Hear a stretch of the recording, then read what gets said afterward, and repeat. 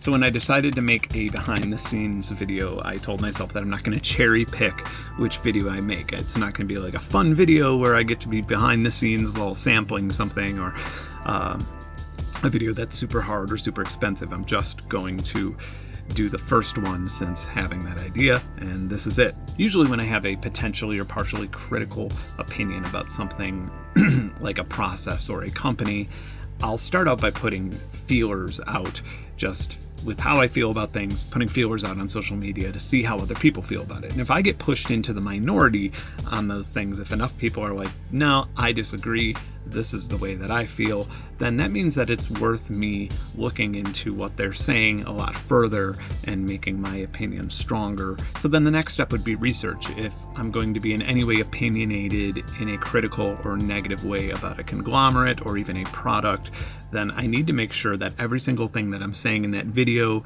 has a reputable citation behind it.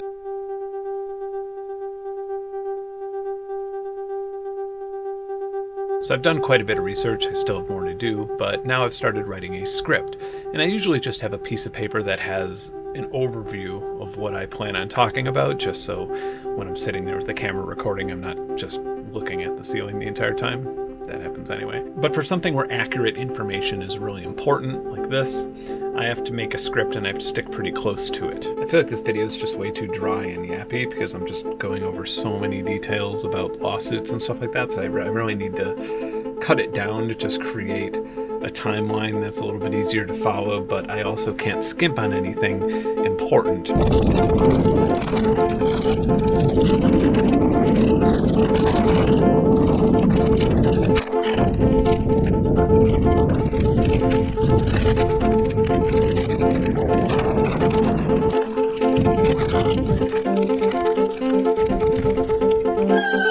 I am very, very sore, but I think I finished my script. I took a lot out that was critical, and I think I just ended up putting more in that was critical, but critical in a different way.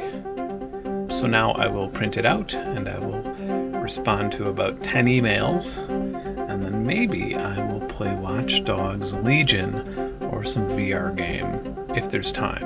And I say this every single night, and there's never time. 20,000 individual pressure sensors. It can detect everything from a gentle paintbrush to a punch in the gut with drumsticks. It's iPad-sized, USB and Bluetooth enabled, and hot swappable overlays for keys, beats, Bugle-style synthesis, percussion, gaming tech. I think I saw this thing at NAMM, but I didn't pay that much attention to it. This one looks pretty cool when I think about it being hooked up to the Poly and Poly 2. So I think I'm gonna bite. I think I'm interested in checking this guy out. So I probably get half a dozen emails that are personally aimed at my channel, offering some sort of affiliate thing with a VPN, or a lot of times music software. The vast majority of it's music software or a plugin or something like that, and then some of it's hardware too. And then I usually get another like 5 to 10 press releases for products or updates or something like that, and I can basically just respond to them and be like, hey, I'd be interested in this, and sometimes I'll send it over. But usually that stuff's not what I'm interested in. It's usually more, I don't know, like mixing desks or like Waves plugins or things like that. And then the cool stuff is usually what is already aimed at me. This little mic preamp. That would be really hard to make an exciting video about. FabFilter updated their plugin lineup with native Apple Silicon support. Suppose that's good. Now we're done with YouTube related emails. Now we have to move on to licensing related emails, which fortunately there's only 2 of. And then we move on to emails regarding a project that I'm not allowed to talk about. All right, it's like 3:30 a.m. My script is done. My citations are done. I played whack-a-mole with emails for quite a while and filled out some paperwork unrelated to the video. As for now, I'm going to eat a turkey sandwich while playing a Yamaha montage with headphones on, and then I will wake up tomorrow morning and start setting up the lights and everything else for this video.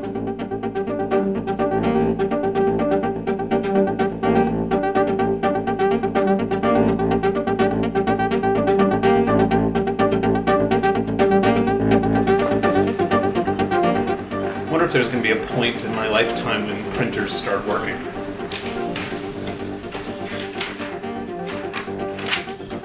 I am sick of sitting in this chair with this script on this particular video. I'm like already over it.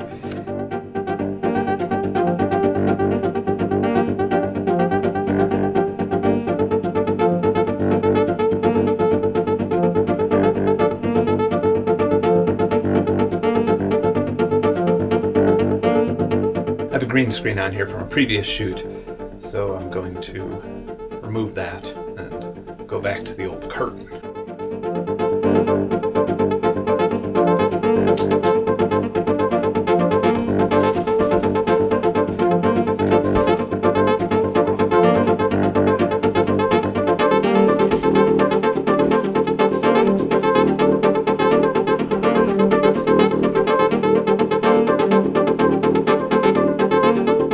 Have a room for this, at least that would be big enough to pull it off properly, but I do really want to have a full wall painted green screen that has some lighting on the top and the bottom and the left and the right, and that way the green screen's lit behind me completely separately and it doesn't bleed onto the picture that you see that's lit separately from the camera. I'm not even making sense.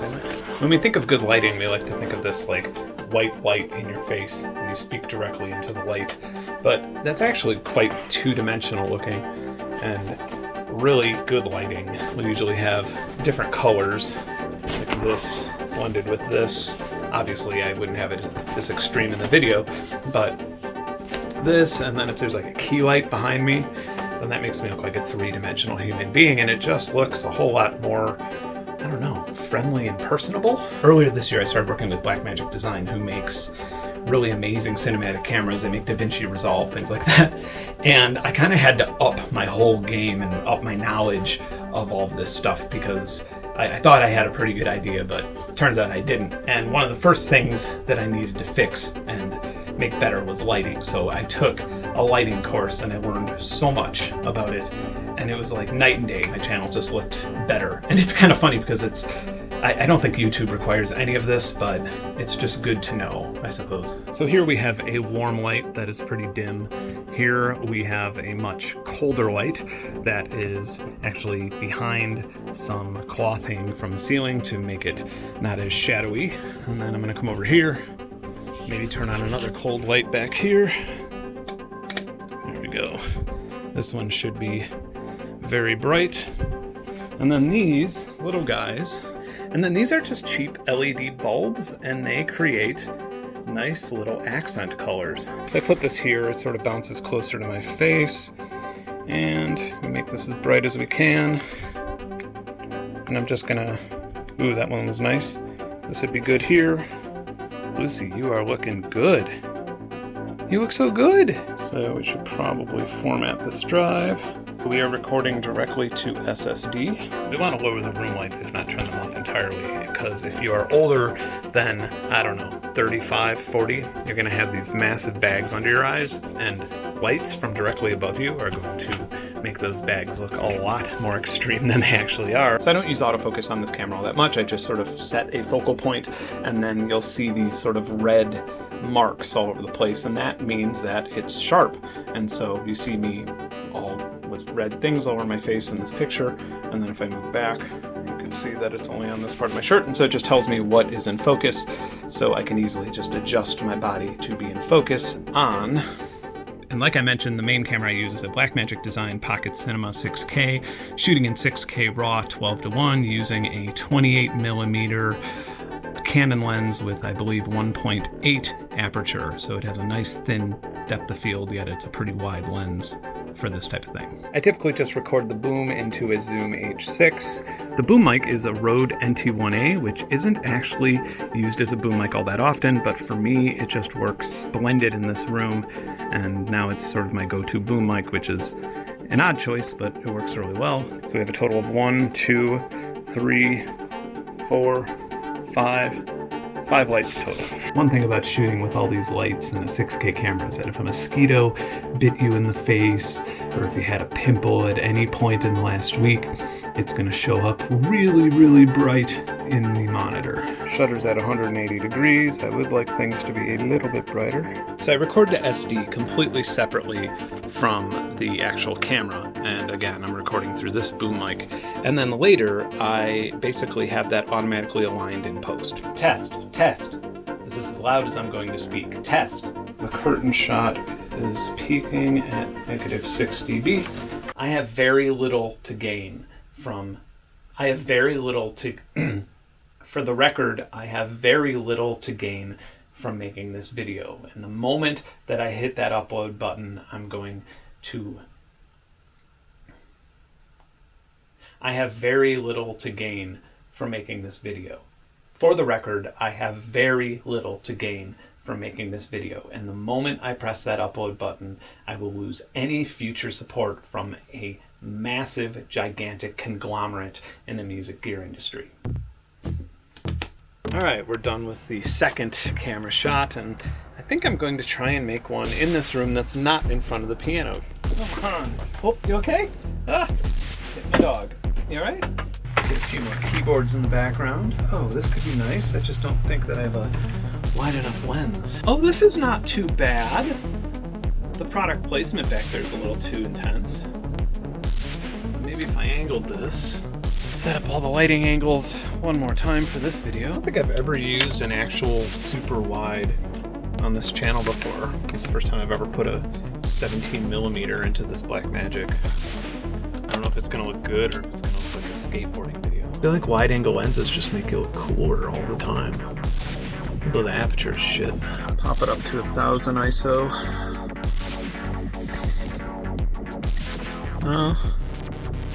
Not too terribly dark. I could apply my LUT. Bloop. That's not so bad. Need a little bit more white light. I guess I'll use that one in front of me. I think I'm done. I riffed for like the last part, and I think it's okay. I guess I'll find out when I edit it. It is super hot in here. Woo!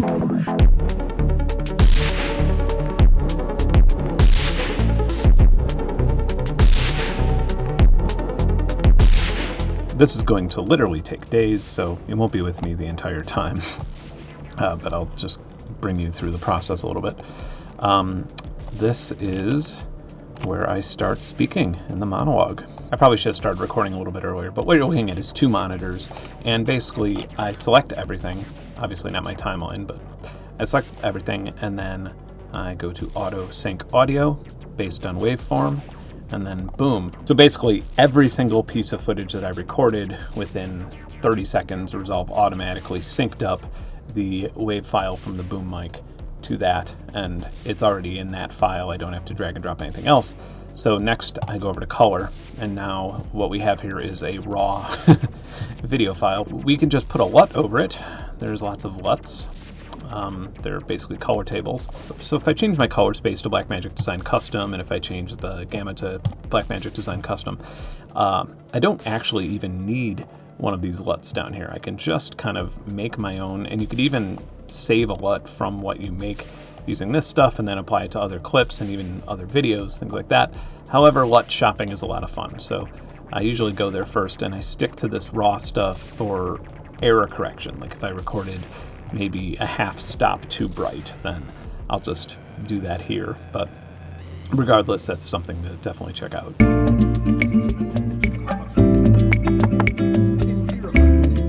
Hardware-wise, sounds like Christopher Walken. Hardware-wise, I feel like if I were a role-playing game character, I have all these experience points in editing a destructive editor like this from making IDM for so many years, so I can get away with being an absolutely terrible speaker and good editor, I suppose. But I am actually getting better. This is super nice because once you get used to it, you could actually full screen and just edit that way.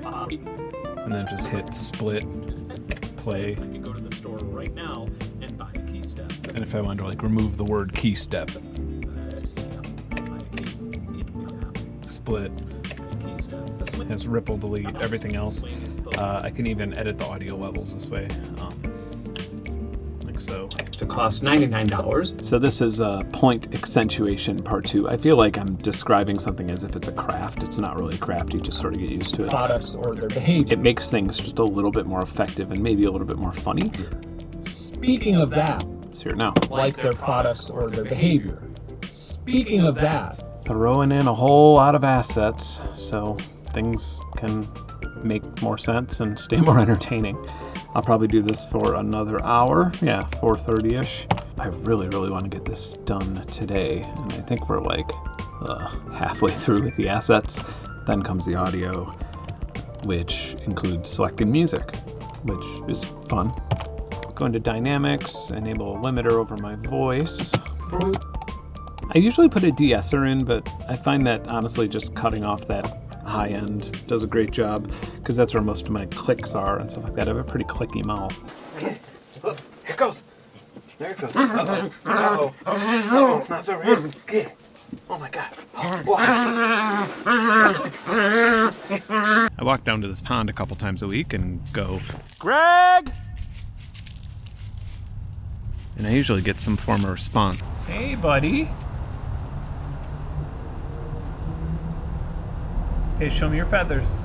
Show me your feathers. Oh, very nice. Here are all the music cues. 1, this track. 2, this. I use this one on like the first YouTube video I ever made. 3, 4, 5, 6, 7, 8, 9, 10, 11, 12, 13, 14, 15, and 16.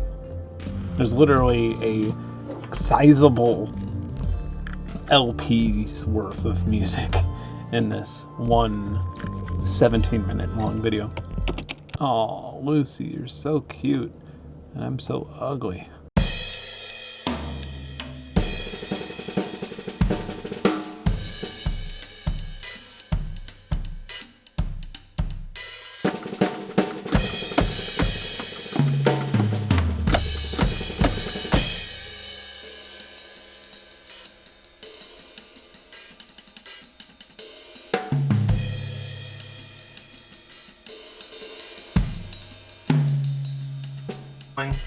Zoom's rolling.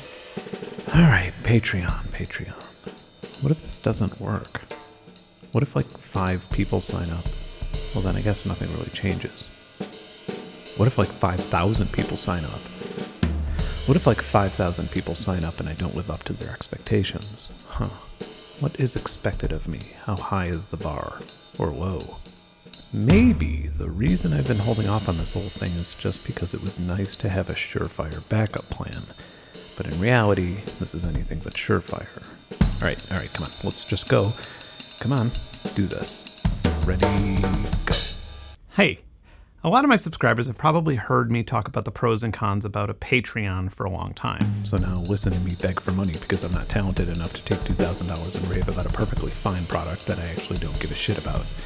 Because this channel doesn't cover the internal requirements to be successful or sustainable, and it's my fault, and that's okay. You tried. You made a lot of friends in the business, you learned a lot. But you've spent thousands, Ben. Tens of thousands. Gear, electronics, software, cameras, lights, backdrops, tripods, microphones. So much shit. For what? What did you actually accomplish here? Okay, charity. Fair enough. This channel probably raised a lot more money for charity than it cost to make the videos this year. But there are probably a lot more efficient ways to raise money for charity. Like, what if I had all my royalties automatically go to charity and then just drove off the cliff in the desert?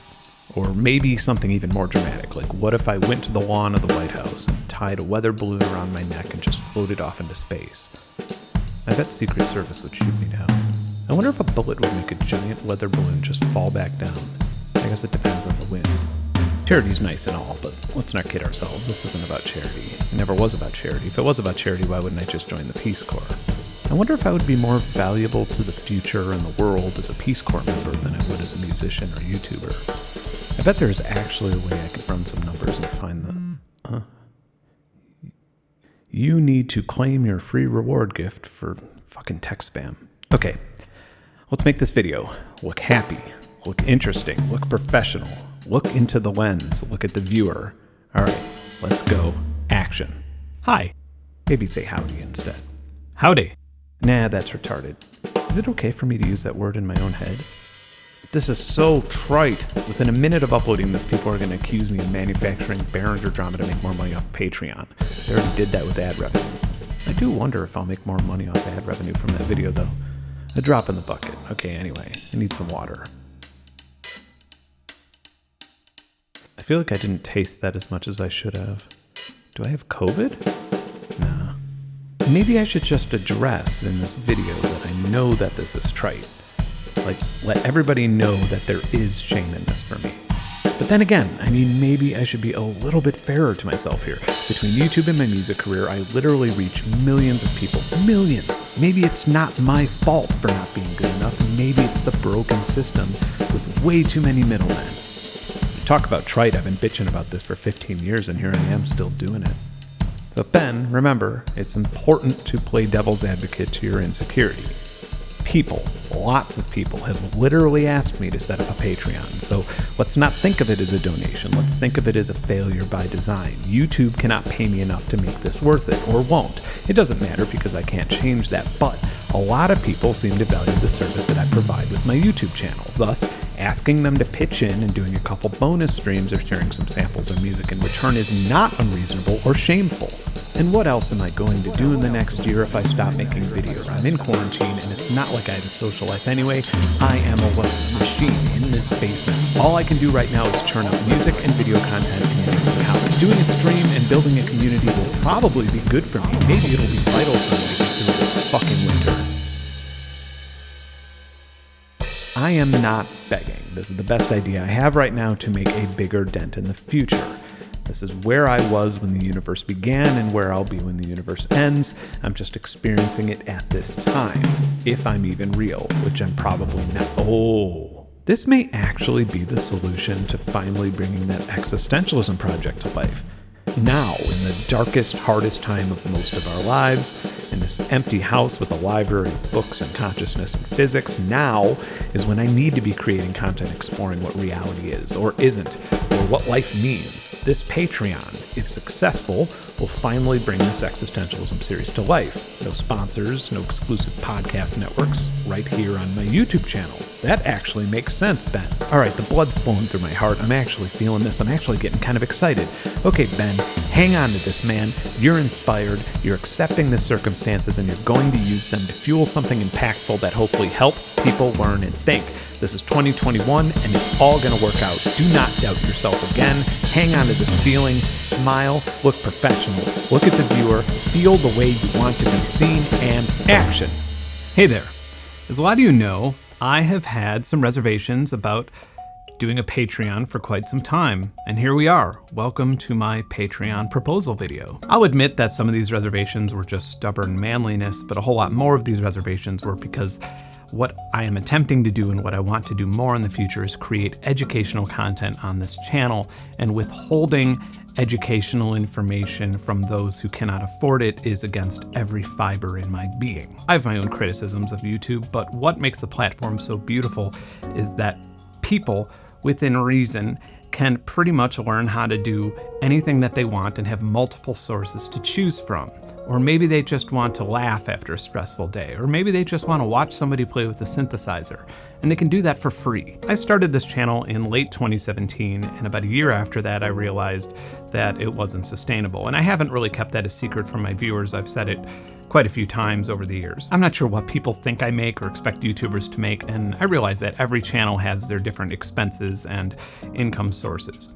I do realize that I could put a lot more advertising on this channel and make more money, or I could have affiliate programs or things like that. I could also become a pay-per-video influencer and make my videos more clickbaity and appeal to YouTube's algorithm more, but at that point it's just not fulfilling for me at all. all, and I would rather just take more composing or producing jobs. Earlier this year, I had finished and released my last album, and then the pandemic came, and I just decided, like a lot of YouTubers probably did, to go all in. And in that time, I created 45 videos, clocking in at just under 23 hours of original content. Now, if you binge watched all of my YouTube content from 2020 on one screen, and then binge watched Stranger Things on another screen, not only would you have a stroke, but you would notice that I actually have 3 more hours of content. I guess that's kind of weird. I've been transparent with things like my Spotify income in previous videos, and I don't really mind being transparent about it because I think that it is helpful for other artists and people starting out. So since the beginning of 2020, this channel's total watch time has been a bit over 200,000 hours, and for that, YouTube has paid me a little bit under $4,000. Not too shabby. Okay, super rough estimate here, but if I didn't spend any money on gear related to this channel, I would be making about $2 an hour. And I just can't do it anymore. And to be totally honest, if I didn't have a working relationship with companies like Blackmagic Design, I probably would have had to throw the towel in quite a long time ago. Another issue worth bringing up is that unless you have a celebrity or something that is just instantly viral, most YouTube channels have to be quite a bit of a slave to YouTube's algorithm. If I want any chance of my video showing up in your sidebar or your recommended videos, then I have to pretty much churn out a weekly video that is between 8 and 10 minutes long. As you probably know, the bulk of my videos do not fit into this recipe at all, and frankly, if I have an idea for a video that takes 2 to 3 weeks to make, then I would really like to be able to do that. I'm a big believer in quality over quantity, and that just doesn't work very well for a company like YouTube that makes its money off of people constantly clicking new videos and watching advertisements. $1 a month shows support, and boy do I appreciate support. You'll get access to some behind the scenes things, some polls, some things about videos or music projects that I'm working on, and if I could twist some arms, you'll occasionally get a discount code on software or maybe even hardware. $5 a month gets you all of that, plus access to occasional songs that I will post that are used in the background of videos on this channel. A lot of these songs are music that I wrote for television years ago. Some of these songs are things that I wrote specifically for this channel. It's a pretty big library, and I will trickle it out accordingly. You'll also get access to a weekly interactive live stream where we can play around with some software or hardware that this channel has been sent but didn't have a chance to feature, or just some hardware and software in general. Maybe just the modular, maybe some tutorials. All of these things inevitably turn into Q&As anyway, and I will probably alternate the time of the weekly live stream so it can be fair to time zones around the world. $10 a month gets you assets. If I make a video, or if I just happen to be sampling some sort of neat sound or ambience, I will post the raw files into the Patreon. In the coming weeks and months, I will also make older samples available, some that will be familiar, such as like the sewer pipes or the bat recordings. The same goes for the occasional impulse response, VST preset, reactor patch, etc. Obviously, I cannot promise the frequency of this as it will pertain to the videos that I'm producing at the time. You'll also get a discount code for 95% all of my music on Bandcamp. That's like 30 hours of music, and I would give you 100% off, but the highest that they'll let me go with the discount codes is 95%. $100 a month gets you a thank you and shout out in the video and description, unless you're Comcast or McDonald's or something. I may adjust these tiers to see what works best. I would say that unless some unfortunate events take place, you could expect a minimum of 2 videos a month from me. Obviously, if I have a much bigger idea or bigger shoot, you will hear about it in the Patreon blog and get some behind the scenes stuff while it's happening. Every single one of the tiers will have access to a Discord community. That Discord community will be underwhelming at first because I don't really understand how Discord works. I almost bought a Discord for Dummies book on Amazon, but it was like $25 and that's way too much, so I will figure that out in the coming weeks. Finally, for years now, I've been in pre-production and talking about a limited series that I want to do on existentialism. In the last year, I've had a lot of meetings. I've been shopping it around quite a bit, everywhere from being in partnership with a much larger YouTube channel all the way to it being in podcast format and coming out on a private subscriber network. In this process, I have, of course, tried to figure out how much this would cost. I've been crunching a lot of numbers on both the podcast side of things and the video side of things, and I think that if I could push $3,000 a month, I could work full time on it and actually do it. That would make it free for everybody, and that's huge to me because I love the idea of somebody not having to be able to afford a premium subscription somewhere to access something like that. And that's about it. As far as this video, I plan on doing more